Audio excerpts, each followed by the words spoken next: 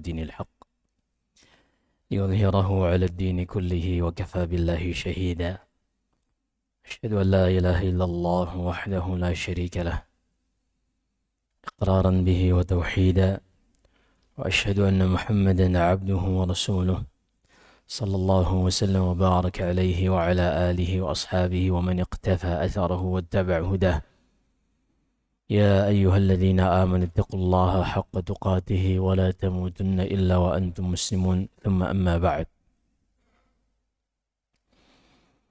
قال البخاري رحمه الله: حدثنا محمد بن سنان قال حدثنا فليح وحدثني إبراهيم بن المنذر قال حدثنا محمد بن فليح قال حدثني أبي قال حدثني هلال بن علي عن عطاء بن يسار عن أبي هريرة رضي الله عنه قال: بينما النبي صلى الله عليه وسلم في مجلس يحدث القوم جاءه أعرابي فقال: متى الساعة إلى آخره. Imam Al-Bukhari membawakan dengan sanadnya sampai kepada Abu Hurairah yang dinukil oleh Atha bin Yasar. Abu Hurairah, Atha bin Yasar, kita sudah ambil biografi terjemahnya. Adapun Muhammad bin Sinan Al-Awaqi tidak banyak yang disebutkan oleh para ulama tentangnya. Begitu juga Muhammad bin Fulaih, Ibrahim bin Munzir. Maka kita ringkas yang disebutkan para ulama hanya berkaitan tentang aqwal, komentar-komentar para ulama jarh wa ta'dil tentang perawi-perawi seperti Fulaih bin Sulaiman, Muhammad bin Fulaih ila akhirih, sehingga kita skip karena sebagaimana yang kita jadikan pedoman di dalam pelajaran kita ini, kita ingin mengambil ibrah, mengambil hikmah dari biografi para ulama. Qala al-Bukhari rahimahullah: babu man rafa'a sawtahu bil ilm. Bab seorang terkadang perlu mengangkat suaranya, mengeraskan suaranya ketika menyampaikan ilmu. Tentunya hal ini dilakukan jika ada hajat untuk mengangkat suara. Karena hukum asal Allah Subhanahu wa ta'ala sebutkan, inna ankaral aswati as-sawtul hamir. Ucapan yang paling buruk, yang paling munkar, yang tidak disukai oleh orang-orang adalah suara keledai. Syahid, secara tabiat manusia pun, manusia tidak terlalu suka untuk diteriaki, tidak terlalu suka untuk orang lain mengeraskan suara di dekatnya. Sehingga jika tidak ada hajat, mengangkat suara ini bukanlah adab. Namun pada kondisi tertentu, seorang terkadang butuh untuk mengangkat suaranya untuk menyampaikan ilmu atau nasihat yang ingin disampaikan oleh orang ini. Qala al-Bukhari rahimahullah: haddathana Abu Nu'man Arim ibn al-Fadl qala haddathana Abu Awanah. Abu Awanah kita sudah sebutkan, Al-Waddah ibn Abdullah Al-Yashkuri. An Abi Bishr an Yusuf ibn Mahak an Abdullah ibn Amr ibn al-As قال تخلف عنا النبي صلى الله عليه وسلم في سفرة سافرناها فأدركنا وقد أرهقتنا الصلاة ونحن نتوضأ فجعلنا نمسح على أرجلنا فنادى بأعلى صوته ويل للعقاب من النار مرتين أو ثلاث. Kata Abdullah bin Amr, suatu saat kami sedang safar. Nabi sallallahu alaihi wasallam biasanya berada di belakang untuk memastikan semua sahabat tidak ada yang tertinggal. Namun Ada satu momen, kata Abdullah bin Amr, kami kehilangan Rasulullah sallallahu alaihi wasallam di perjalanan tersebut. Kami tidak melihatnya. Hingga masuk waktu salat dan kami pun mempersiapkan diri untuk salat, berwudu. Maka kami pun hanya mengusap kaki-kaki kami.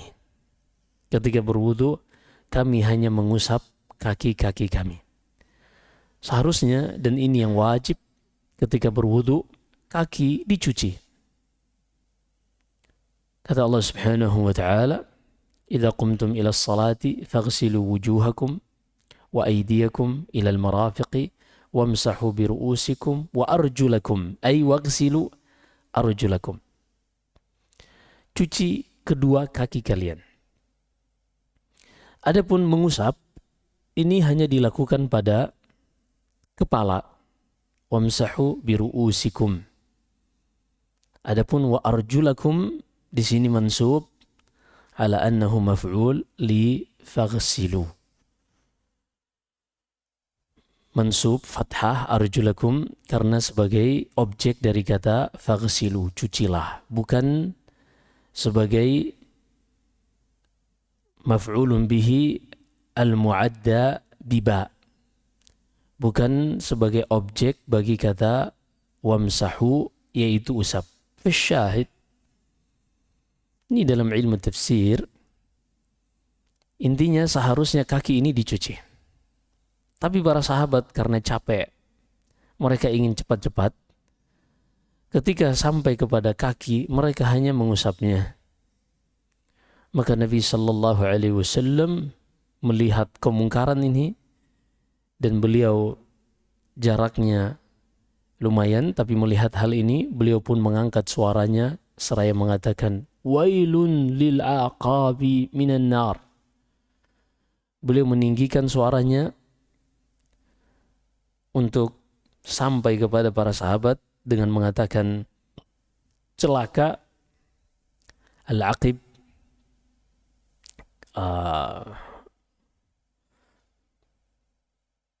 tumit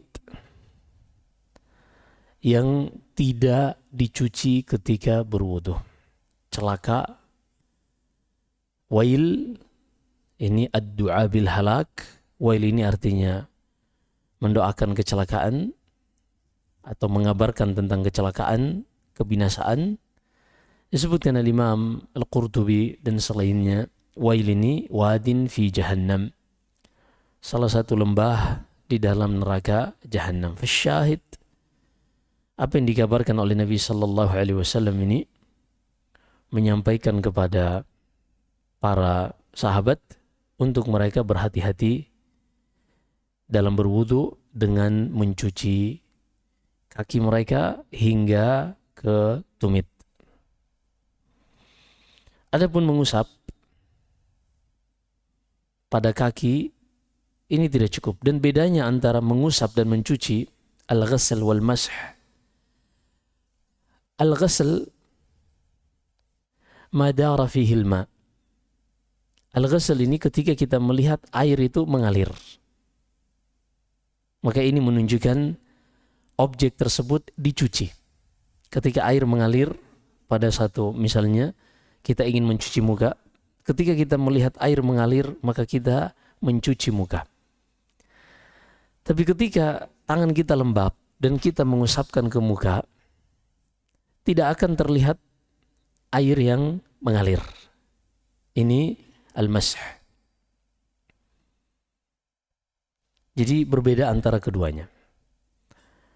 Pada kepala ini diusap, tidak membutuhkan air yang mengalir, cukup tangan seorang lembab setelah menyentuh air, cukup diusap. Adapun pada kaki, ini harus dicuci dengan mengalirkan air. Apakah mengharuskan at-tadlik ketika mencuci anggota tubuh? Apakah mengharuskan kita untuk menggosok-gosoknya? Ini yang lebih utama, hanya saja bukan syarat. Lebih utama ketika kita mencuci kedua tangan, selain mengalirkan air digosok, namun ini bukan syarat. Kaki ini harus dicuci, kecuali kalau seorang menggunakan sepatu, khuf atau jawrab, atau memakai kaos kaki. Kalau dia menggunakan sepatu, khuf atau kaos kaki, maka dia boleh tidak mencucinya dan hanya mengusapnya jika memenuhi syarat. Ini disebutkan dalam hadis Al-Mughirah bin Syu'bah radhiyallahu an. Ia mengatakan, ahwaitu ila khuffin Nabi sallallahu alaihi wasallam li anzi'aha faqala da'ahuma fa inni adkhaltuhuma tahirataini.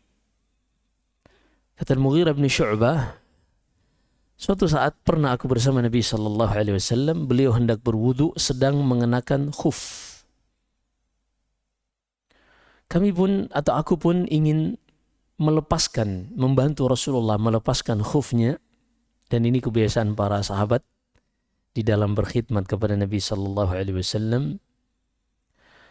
Namun Rasulullah melarangku dan mengatakan, biarkan kedua khuf ini, kedua sepatu ini tetap aku pakai, dan aku hanya akan mengusap padanya, pada khuf, fa inni adkhaltuhuma tahiratain. Karena ketika aku memakai sepatu ini, khuf ini, aku sudah dalam keadaan suci, tahir. Maka di sini dijadikan syarat para ulama bolehnya untuk mengusap sepatu atau kaos kaki jika seorang memakai khuf, sepatu atau kaos kaki ini dalam keadaan sudah bersuci terlebih dahulu. Baik bersuci setelah mandi junub. Kita tahu setelah mandi junub seorang sudah tahir, sudah suci, bahkan dia tidak perlu berwudu lagi. Walaupun ketika mandi junubnya dia tidak berwudu. Disebutkan An-Nawawi rahimahullah, idza irtafa'a al-akbar irtafa'a al-asghar min babi aula. Jadi mandi junub yang kita ketahui ada dua jenis. Ada namanya wajhul kamal dan ada wajhu al-ijza. Ketika seorang mandi junub ada dua cara. Cara maksimal dan ada cara minimal. Yang paling maksimal dan sempurna dalam hadis Aisyah dan Maimunah, Nabi sallallahu alaihi wasallam memulai mandinya ini dengan wudu. Memulai dengan wudu setelah membersihkan tempat hadatsnya.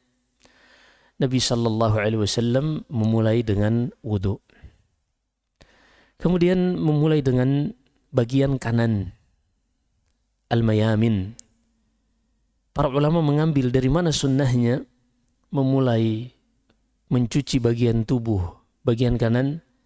Mereka mengambilnya dari hadis Ummu Atiyah radhiyallahu anha ketika memandikan Zainab bintu Rasulullah sallallahu alaihi wasallam. Ketika memandikan Zainab, kata Rasulullah, igsilniha atau igsilnaha bil ma'i was sidr wa syai'in minal kafur wabda'na bimayaminihinna atau wabda'na bimayamiha. Nah, bimayaminiha. Kata Rasulullah kepada Ummu Atiyah dan orang-orang yang memandikan jenazah putrinya, mandikan putriku ini dengan sidr, bidara yang dahulu digunakan sebagai sabun, sehingga kalau seorang menggantinya dengan sabun sah. Sebutkan Syekh Abdul Aziz bin Baz rahimahullah. Dan kafur. Kafur ini sebagai parfum bagi air dan mencegah al-hawam, mencegah serangga-serangga untuk tidak cepat merusak tubuh jenazah ini. Kemudian kata Nabi sallallahu alaihi wasallam kepada wanita-wanita yang menyelenggarakan jenazah ini, dan mulailah dari bagian kanannya sehingga dibersihkan setelah bagian-bagian wudu, dimulai dengan sebelah kanan. Wabda'na bimawadhi'il wudu' wa mayaminihinna wa mayaminiha. Mulai dengan bagian-bagian anggota wudu'nya, kemudian bagian kanannya. Dari sini, maka mandi yang sempurna ketika mandi junub, dengan selain yang wajib-wajibnya juga mengamalkan yang sunnahnya, dimulai dengan wudu, lalu membasuh bagian kanan, kemudian bagian kiri, dan meratakan seluruh tubuh. Jika seorang sudah mengalirkan air, meratakan ke seluruh tubuhnya, dan dia tidak berhadas lagi atau menyentuh kemaluannya, qubul atau dubur, maka dia sudah suci, sudah bersih dari hadas besar, dan dia sudah bisa langsung salat. Ini terakhir dia memilih untuk mencuci kaki atau tidak mencuci kaki, disebutkan dalam dua hadis Maimunah dan hadis Aisyah. Ini yang bentuknya sempurna.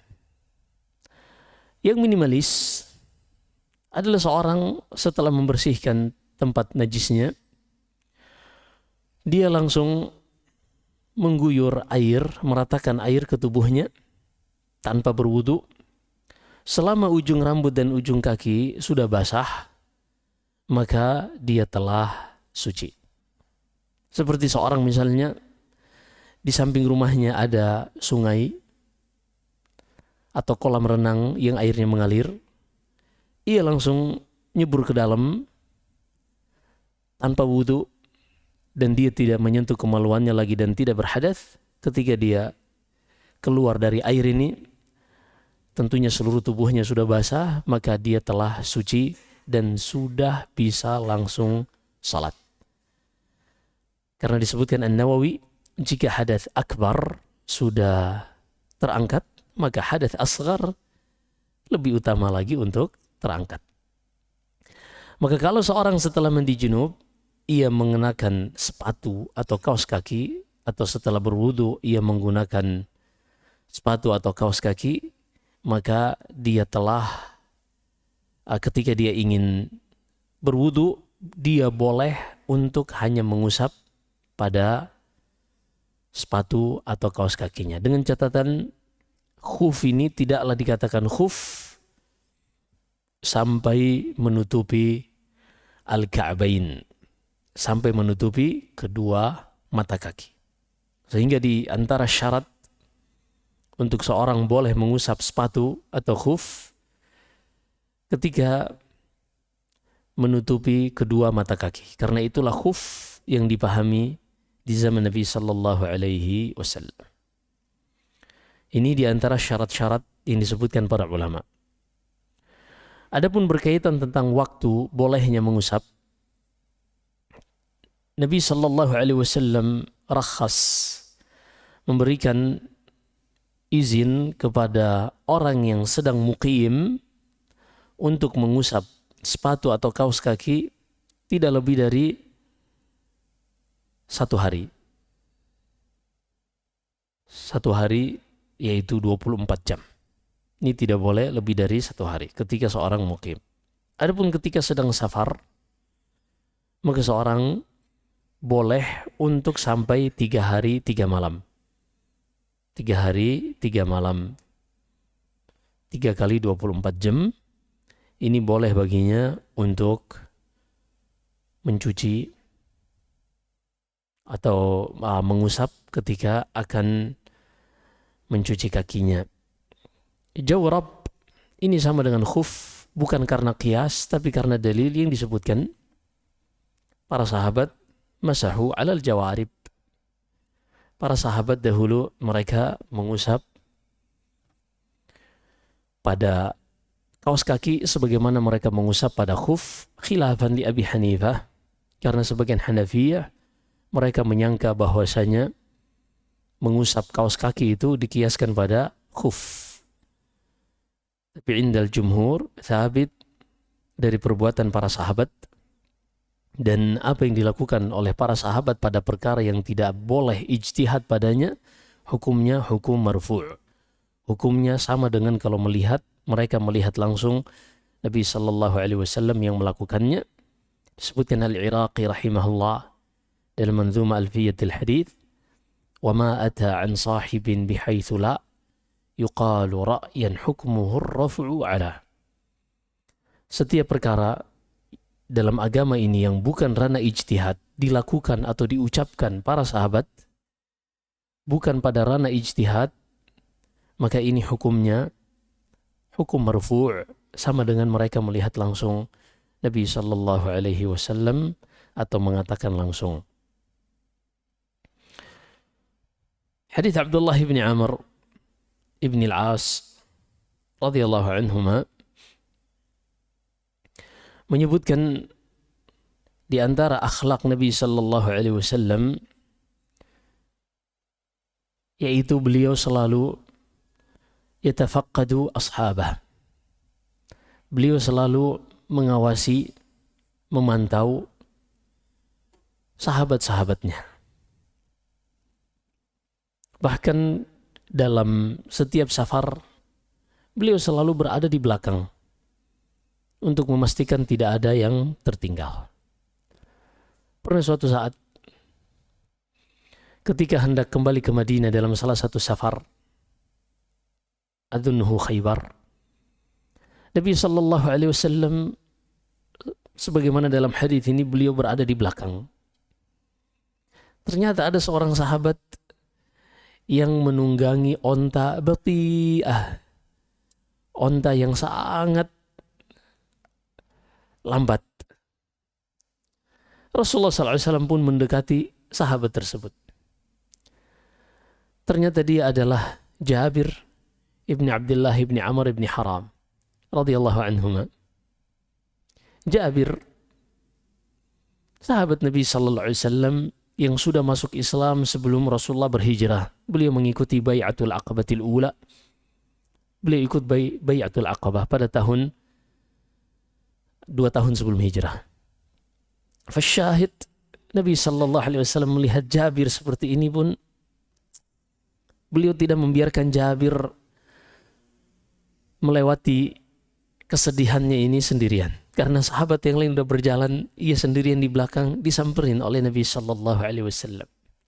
Melihat Jabir seperti itu dengan onta yang sangat lambat, Rasulullah menghiburnya dengan mengatakan, "Ya Jabir, bi'niha bi'uqiyah." Wahai Jabir, jual ontamu ini kepadaku dengan uqiyah. Uqiyah, satu uqiyah ini 40 dirhaman. Sehingga 5 awaqin, jadi kalau satu uqiyah adalah 40 dirham. Sehingga kalau 5 awaqin, 5 uqiyah nilainya adalah 200 dirham. Dan itulah nisab perak. Kata Nabi sallallahu alaihi wasallam menyebutkan tentang pertanian, tidak ada kewajiban zakat kecuali sampai nilainya 5 awaqin.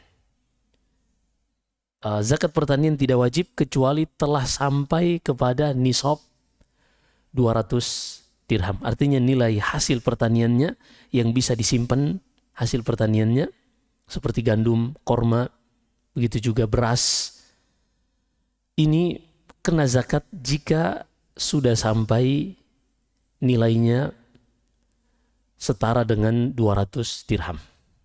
200 dirham. Syahid, Nabi sallallahu alaihi wasallam menawar onta Jabir dengan uqiyah ini. Jabir pun mengatakan, "Ya Rasulullah, kami enggak punya lagi selain onta ini." Dan kita tahu Jabir radhiyallahu anhuma, ayahnya wafat ketika perang Uhud. Abdullah bin Amr bin Haram. Yang mana ayahnya ini ketika wafat meninggalkan utang dan anak-anak perempuan yang masih kecil. Sehingga ketika ayahnya wafat, semuanya itu menjadi tanggungan Jabir. Allahu Akbar. Karena beliau anak laki-laki, dan itulah anak laki-laki, tulang punggung keluarga setelah ayahnya. Ini anak laki-laki. Ketika ayahnya wafat, dan mathala bihil musyrikun, ketika perang Uhud orang-orang musyrikin merusak tubuh ayah Jabir.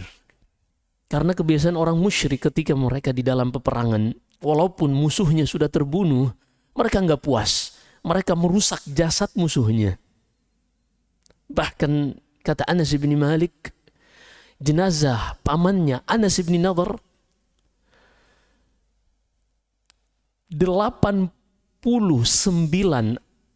tusukan antara pedang, tombak, dan anak panah seluruhnya ada di depan tubuhnya, dan tubuhnya dirusak sampai-sampai tidak ada yang bisa mengenali itu Anas bin Nadhr kecuali adik perempuannya, Ibnatu Nadhr.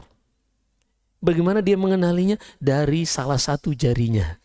Udah dari itu aja dia bisa mengenali kakaknya. Syahid, Abdullah bin Amr bin Haram pun terbunuh dan tubuhnya dirusak. Jabir dihalangi oleh sahabat untuk melihat jasad ayahnya karena sangat mengenaskan. Kata Jabir di dalam Sahih Bukhari, "Fanahanin nas walam yanhani Rasulullah sallallahu alaihi wasallam." Para sahabat melarangku, menghalangiku untuk tidak melihat jasad ayahku, namun Rasulullah tidak melarangku. Aku pun melihatnya dan menangis sejadi-jadinya. Ini bukan cuma orang tuanya yang wafat, tapi sebelum ikut berjihad, Abdullah bin Amr bin Haram, ayah Jabir ini, sudah mewasiatkan kepada Jabir, kalau aku wafat, aku memiliki utang kepada fulan, fulan, dan jaga adik-adik perempuanmu. Tiba-tiba ketika Jabir mendekati jenazah ayahnya, ada seorang wanita yang tangisannya lebih kencang lagi. Rasulullah bertanya, man hadhi? Siapa ini? Qalu ya Rasulullah ibnatu Amr.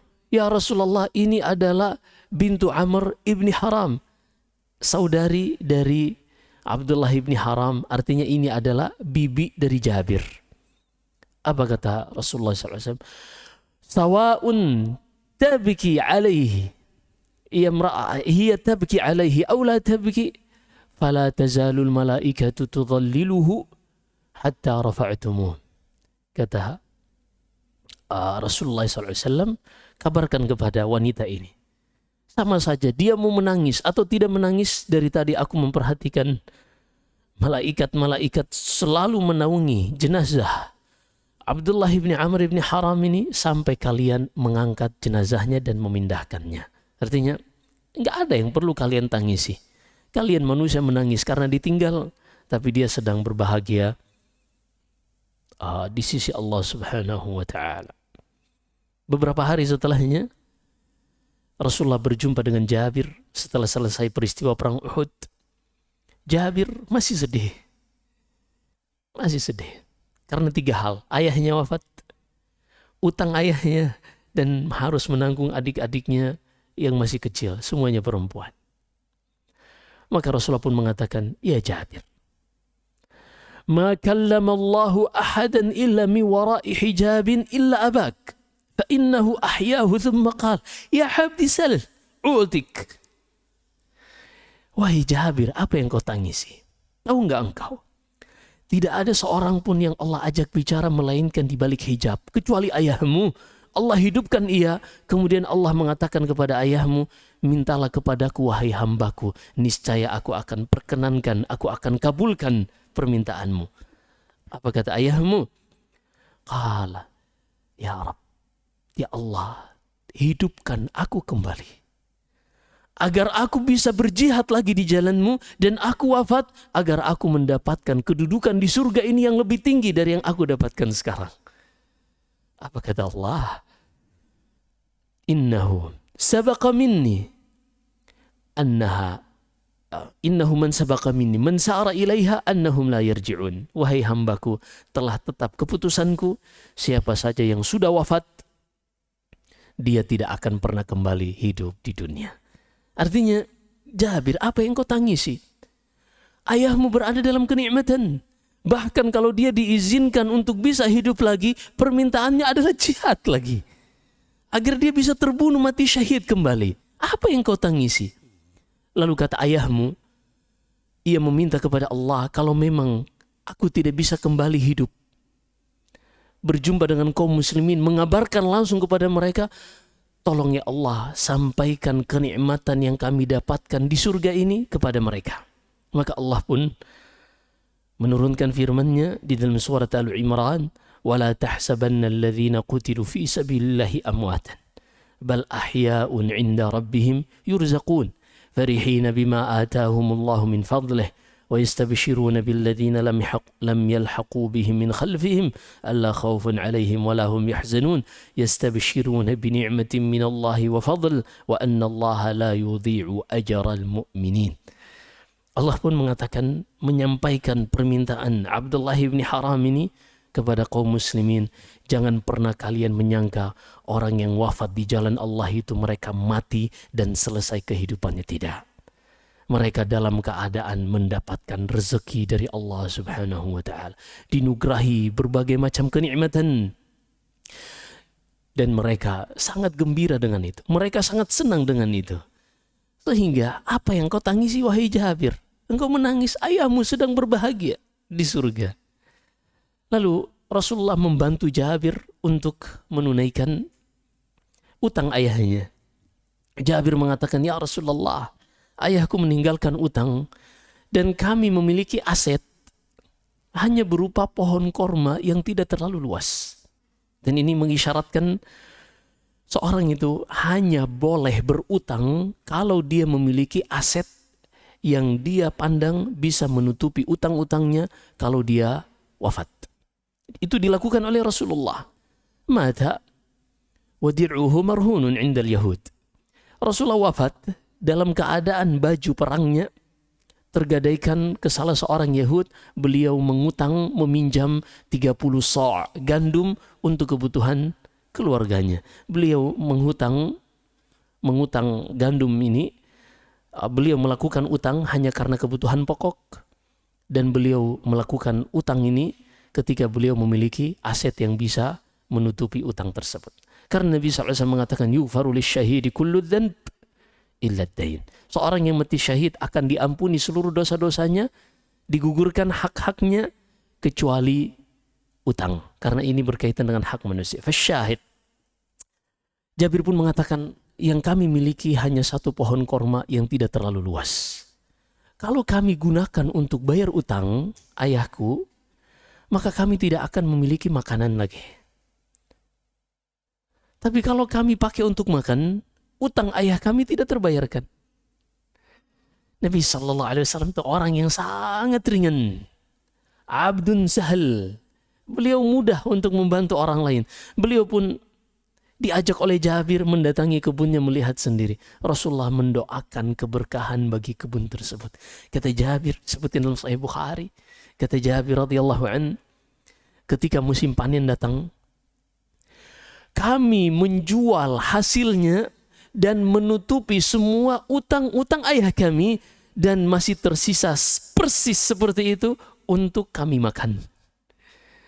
Doa keberkahan dari Nabi SAW dan keberkahan Rasulullah tidak dikiaskan dengan orang lain, sehingga orang bertabarruk kepada manusia yang lain ini tidak sah dan gak usah diperdebatkan. Karena tabarruk, meminta berkah dengan barokatun muntaqilah, berkah yang bisa berpindah, ini hanya pada Nabi SAW. Adapun al-muslim, barakah, seorang muslim itu memiliki keberkahan, ini secara umum. Ini secara umum. Tapi mudah-mudahan kita bahas tentang berkah ini di waktu yang lain. Syahid, kita cerita tentang Jabir sebenarnya, tapi kita ingin mengetahui histori kenapa Jabir menaiki onta yang sangat memprihatinkan ini. Setelah menunaikan utang ayahnya, masih ada tanggungan Jabir lagi, yaitu adik-adik perempuannya yang masih kecil. Apa yang dilakukan oleh Jabir untuk menyelesaikan permasalahan ini? Beliau menikah. Tapi yang beliau nikahi adalah seorang wanita janda. Rasulullah SAW pernah berjumpa dengan Jabir pada momen yang lain, bertanya, "Ya Jabir, hal tazawwajd?" Wahai Jabir, apakah engkau sudah menikah? Jabir mengatakan, "Betul wahai Rasulullah, aku sudah menikah." Rasulullah bertanya, "Thayyiban, bikran am thayyiban?" Apakah engkau menikahi perawan atau janda? Kata Jabir, "Bal thayyiban ya Rasulullah." Aku menikahi janda wahai Rasul. Qala ya Jabir, "Halla bikran fatula'ibuha wa tula'ibuka?" Wahai Jabir, kenapa engkau tidak menikahi perawan? Engkau bisa bercanda dengannya dan ia bisa bercanda denganmu. Kata Jabir, "Ya Rasulullah, inna Abdullah mat," yaitu ayahku wafat, "wa taraka banatin sigharan," dan meninggalkan anak-anak perempuan yang kecil. Aku khawatir kalau menikahi perawan yang usianya masih belia juga, yang ada berantem dengan adik-adikku. Maka aku menikahi janda, semoga istriku ini tumashitu sya'rahun, akan menyisir rambut-rambut adik-adikku, membantu mereka, mengurusi mereka. Ini Jabir, ini anak laki-laki pertama dari Abdullah bin Haram yang harus menanggung kehidupan yang sebenarnya bukan kewajibannya. Tapi begitulah ketika seorang ayah memiliki perhatian dengan anaknya, baik ikatan hubungan batinnya baik dengan anaknya, sang anak ini merasa bertanggung jawab untuk melanjutkan tugas ayahnya. Maka kita perlu untuk berbuat baik kepada anak-anak laki-laki kita, apalagi anak sulung ini, subhanallahil azim. Berikan pendidikan terbaik bagi mereka, hafalkan Al-Quran, bantu mereka untuk menghafal Al-Quran, untuk mengenal sunnah Nabi Sallallahu Alaihi Wasallam. Ajarkan mereka survival, teknik-teknik untuk bisa bertahan hidup. Ini butuh kita mengajarkan kepada mereka. Ajak mereka ke pasar, biarkan mereka melihat harga, mengetahui bagaimana. Karena kita nggak tahu apa yang terjadi dengan kehidupan kita. Force majeure itu bisa terjadi kapan saja. Hal-hal di luar dugaan itu bisa terjadi kapan saja. Apalagi kita melihat kita orang-orang yang sering naik mobil, naik kendaraan, naik pesawat, yang segala sesuatu bisa terjadi di dalamnya. Nah, syahid, Jabir menaiki onta ini yang sangat memprihatinkan, bukan tidak ada sebabnya. Beliau bukan orang kaya karena beliau seperti yang kita sebutkan tadi. Rasulullah orang yang selalu berusaha memberikan solusi bagi orang-orang yang membutuhkan. Bahkan sejak beliau belum menjadi nabi. Kata Khadijah, "Kalla wallah ma yukhzika Allahu abadan, innaka latasilur rahim wa tahmilul kal wa taksibul ma'dum wa tu'inu ala nawaibil haq."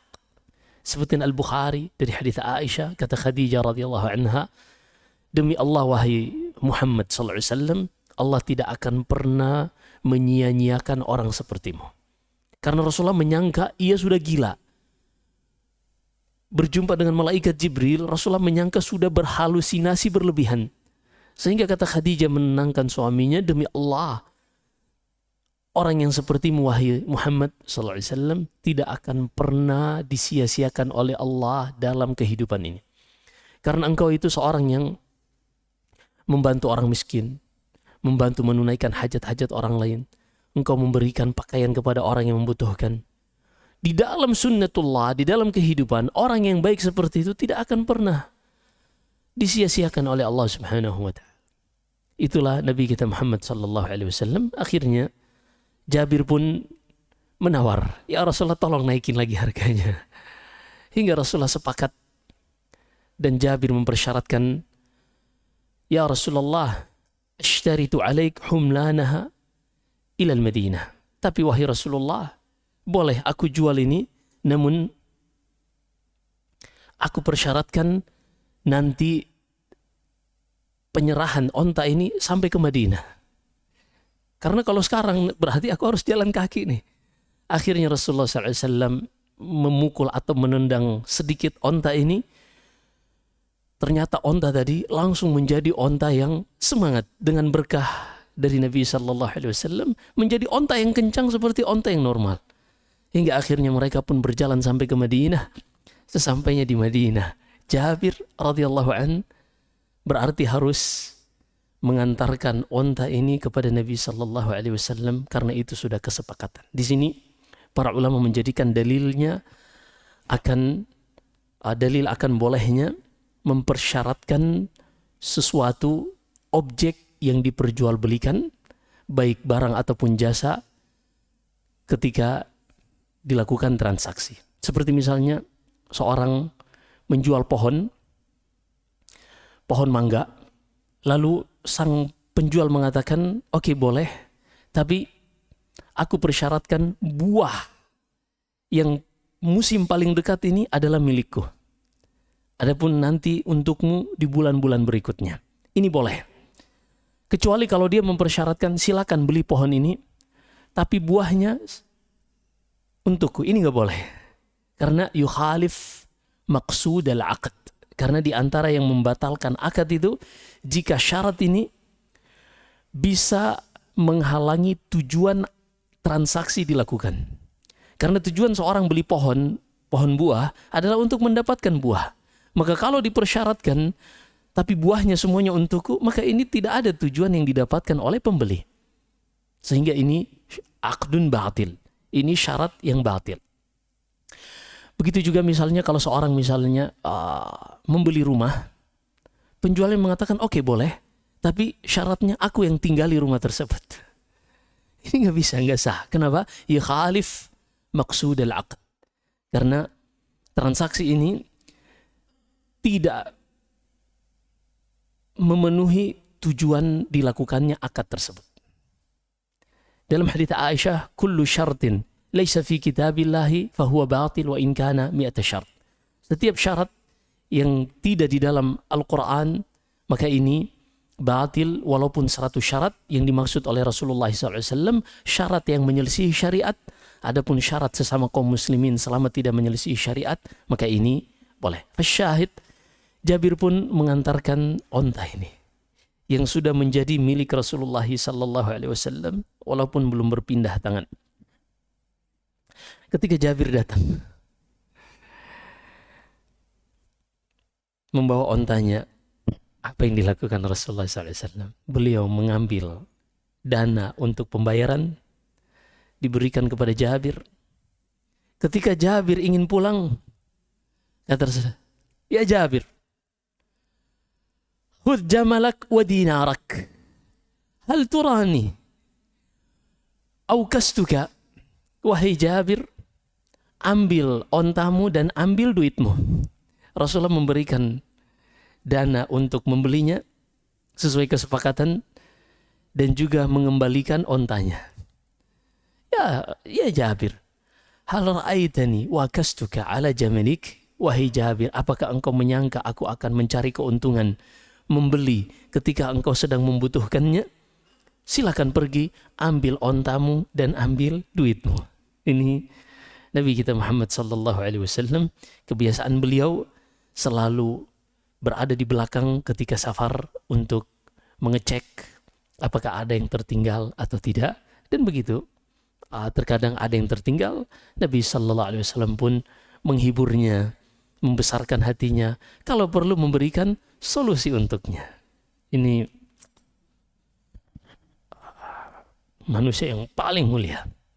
Allah berfirman di akhir surat At-Taubah, laqad ja'akum rasulun min anfusikum azizun alaihi ma'anittum.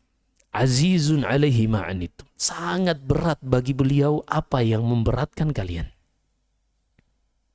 Sangat berat bagi beliau hal-hal yang membuat kalian susah. Itulah Nabi kita Muhammad SAW. Harisun alaikum. Beliau ini orang yang sangat semangat memberikan hidayah untuk kalian. Bahkan sampai Allah menegurnya. Di dalam surat Fatir kata Allah, "Fala tadhhab nafsuka 'alaihim hasarat." Wahai Muhammad, jangan engkau hancurkan dirimu hanya untuk memastikan mereka mendapatkan hidayah. Hidayah itu milik Allah. Innama 'alaikal balagh wa 'alaina al-hisab. Di dalam surat Al-Hijr kata Allah, di dalam surat Ar-Ra'd kata Allah, kewajibanmu hanyalah menyampaikan, adapun hasil dan hisabnya adalah tugas kami, kata Allah Subhanahu wa taala. Tapi itulah Nabi kita Muhammad sallallahu alaihi wasallam, orang yang sangat mulia, orang yang sangat menyayangi umat ini. Bahkan beliau mengatakan, "Mathali wa mathalukum kamathali rajulin awqada naran." Tahukah kalian wahai umatku, permisalan keberadaanku di tengah-tengah kalian bagaikan seorang yang berada di tengah hutan gelap gulita, lalu ia menyalakan api. Ketika ada api di tengah kegelapan, apa yang dilakukan oleh serangga? Serangga ini akan datang dan masuk ke dalam api tersebut. Ternyata secara sains, serangga ini ketika melihat cahaya, instingnya mereka menyangka ini adalah jalan menuju langit. Jadi ketika di dalam hutan yang lebat, terkadang ada celah-celah yang matahari bisa masuk. Dalam insting serangga, mereka menyangka ketika mendatangi api, mereka menyangka akan menembus celah-celah hutan untuk menuju cahaya, hingga terlepas di hutan, terlepas di udara bebas. Ternyata enggak, cahaya itu mereka salah deteksi. Sehingga mereka datang berlomba-lomba untuk masuk ke dalam api. Mereka enggak tahu kalau itu akan membakar. Mereka menyangka itu tempat untuk bebas. Kata Rasulullah, aku adalah orang yang berada di samping api tersebut dan kalian adalah serangga-serangga itu. Fa'af'alu kada wa kada. Maka aku pun berusaha untuk mencegah kalian agar tidak masuk ke dalam api. Itulah Nabi kita Muhammad sallallahu alaihi wasallam. Berusaha agar kita ini tidak dimasukkan ke dalam api. Allahu akbar. Sallallahu alaihi wasallam. Nabi sallallahu alaihi wasallam mengatakan, "Aktsiru alayya salah." Perbanyaklah salawat kepadaku khususnya di hari Jumat. Fa innahu man shalla alayya salatan sallallahu lahu biha asyra. Siapa saja yang bersalawat kepadaku satu kali, maka Allah Subhanahu wa taala yang akan membalas salawat itu kepadanya akan memberikan ampunan dan rahmat kepada orang tersebut sebanyak 10 kali. Allahumma salli wa sallim ala nabiyina Muhammad. Syahid, Nabi sallallahu alaihi wasallam selalu memperhatikan sahabatnya. Selalu melihat kondisi sahabatnya. Kalau seandainya mereka butuh untuk dibantu, beliau bantu. Kalau seandainya terjadi kemungkaran, terjadi hal-hal yang perlu dikoreksi, Rasulullah langsung mengoreksi. Rasulullah nggak akan diam. Sehingga di dalam kaidah para ulama, jika ada sesuatu dilakukan oleh para sahabat di zaman Rasulullah, Rasulullah tidak mengingkarinya, berarti menunjukkan hal tersebut boleh. Jika ada sesuatu dilakukan oleh para sahabat, Rasulullah tidak mengingkarinya, berarti menunjukkan hal itu boleh. Karena Rasulullah tidak pernah diam terhadap kemungkaran. Sebutkan dalam hadis Asma bintu Abi Bakar, "Dabahna farasan fi ahdi Nabi sallallahu alaihi wasallam fa akalnah." Dahulu kami menyembelih kuda di zaman Nabi dan kami pun memakannya. Kata para ulama menjelaskan hadis ini dalam Sahih Bukhari menunjukkan halalnya daging kuda. Berbeda dengan himar ahli, berbeda dengan keledai rumahan, ini haram. Adapun kuda hampir sama dengan keledai, tapi ini halal. Berdasarkan dalil tadi hadis Asma bintu Abi Bakar. Karena kalau seandainya itu haram, Rasulullah tidak akan tinggal diam. Kalau Rasulullah tidak melihat peristiwa itu secara langsung, Allah Subhanahu wa taala yang menjaga kesempurnaan agama ini akan menyampaikan itu kepada Rasulnya sallallahu alaihi wasallam. Sebagaimana banyak peristiwa yang Rasulullah tidak menyaksikan, tapi Allah menyampaikannya melalui wahyu. Seperti ketika pulang dari perang Tabuk, ada orang-orang munafik yang mengatakan, "Ma ra'ayna mithla qurra'ina haula arghabu butunan wa akdhabu alsunan wa ajbanu 'inda liqa." Kami tidak pernah lihat orang-orang yang perutnya buncit, yang dusta ucapannya dan penakut ketika berjumpa dengan musuh, melainkan Rasulullah dan teman-temannya. Ini tuduhan orang-orang munafik. Auf bin Malik yang mendengarkan ucapan ini, dia seorang sahabat, dia pun berlari ingin menyampaikannya kepada Rasulullah SAW. Fasabaqahul wahyi. Ternyata wahyu sudah mendahuluinya. Menunjukkan perkara-perkara kemungkaran yang perlu dijelaskan oleh Rasulullah SAW, maka Allah pasti akan menyampaikan kepada Rasulnya, baik itu melalui sahabat atau melalui wahyu, dan Rasulullah tidak akan pernah tinggal diam. Ketika itu perlu dijelaskan, Rasulullah akan menjelaskannya, karena ta'khirul bayan an waqtil haja la yajuz, karena mengakhirkan penjelasan di saat dibutuhkan ini tidak boleh. Adapun ta'khirul bayan an waqtil khitab jaiz. Adapun mengakhirkan penjelasan ketika berbicara ini boleh jika hajatnya tidak terlalu menuntut untuk disegerakan. Inilah Nabi kita Muhammad SAW. Beliau tidak pernah membiarkan sahabatnya menjalani kesusahannya sendiri. Beliau pasti bantu, dan beliau tidak pernah membiarkan para sahabat terjatuh ke dalam kemungkaran, melainkan beliau jelaskan di antaranya berkaitan tentang wudu. Seorang wajib ketika mencuci kakinya untuk mencuci keseluruhan kakinya, termasuk tumit ini wajib untuk dicuci. Wallahu a'lam. Ini yang bisa kita sampaikan. Wassallallahu alaihi nabiyina Muhammad. Subhanakallahumma bihamdik, asyhadu an la ilaha illa anta, astaghfiruka wa atubu ilaik. Wassalamualaikum warahmatullahi wabarakatuh.